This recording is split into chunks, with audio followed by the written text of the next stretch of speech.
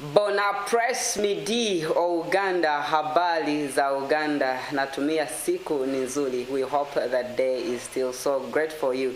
The best name in television, Channel 44, Nwaiza Bill Clinton, together with Livingstone Kawesa on the sign language, to give you the news in brief. To begin with, at the outset of the region of Uganda, at least 25 killed in Nigeria in the jihadist attack.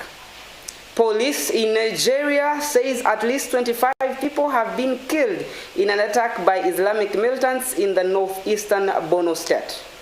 The attack took place in the fishing town of Dikwa, which is near a stronghold of Boko Haram insurgents.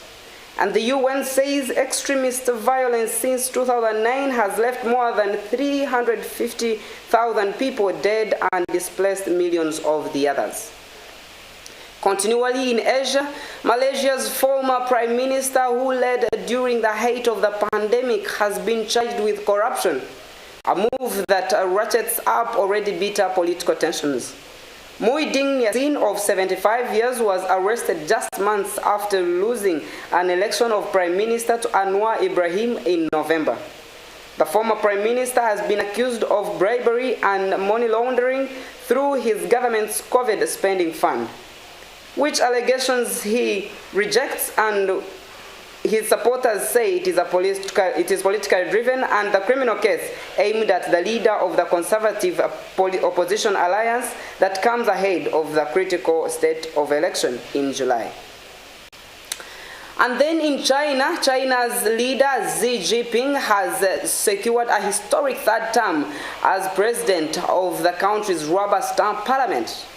It follows a consideration of power that has made Mr. Xi, of 69 years, China's most dominant leader in its generation.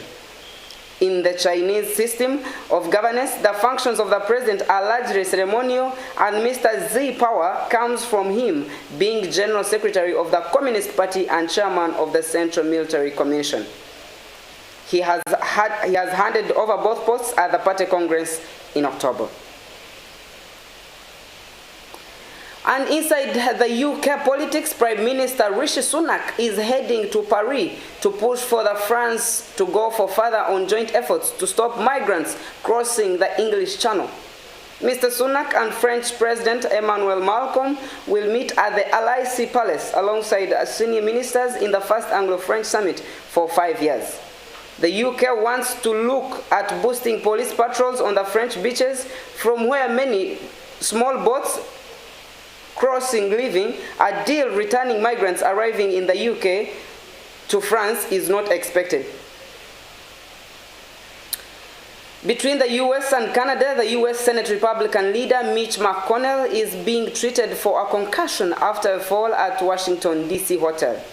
Leader McConnell tripped at a dinner event on Wednesday evening, and he was hospitalized for a few days observation and treatment, and McConnell, of 81 years from Kentucky, is serving a 7th term in the Senate.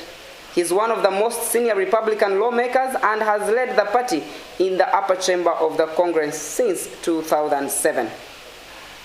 Still in the US and Canada, reports from the Mexican border city of Matamoros say a splinter group of the Gulf cartel called the Scorpions Group has apologized for kidnapping 4 US citizens last week, killing 2 of them, and has turned over the men it says are responsible.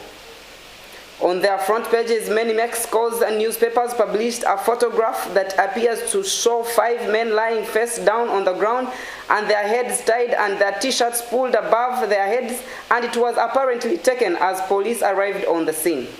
A letter from the Scorpions Group was allegedly left with the men, which apologized to the people of Matamoros and to the US victims and their families, and the Mexican women killed last week when the gang fired on a white minivan the Americans were traveling in.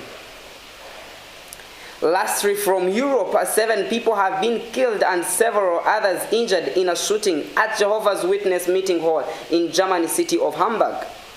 Police say the gunman acted alone on Thursday attack, though to be dead, and they added that yet that is reliable information on the motive. The gunman is a former member of the religious community, aged 30 and 40, and the victims are yet to be identified, and work at the crime scene continues.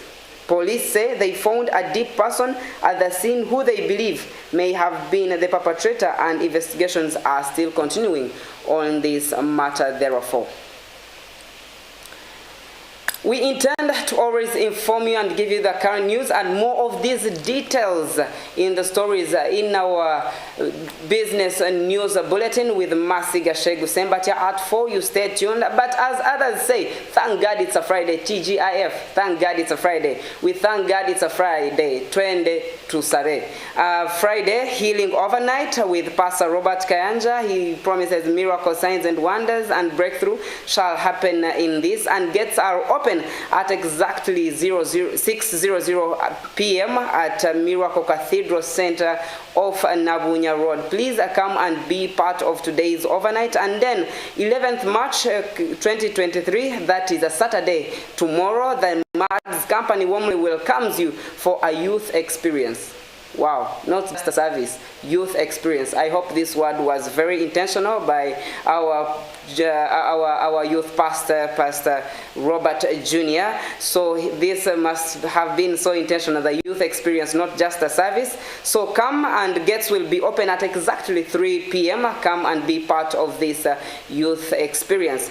And next on Channel 44, Marriage Now with our merriest mother, Dr. Pastor Jessica Kayanja. Stay tuned up to Channel 44. You are blessed. Shalom and bye-bye.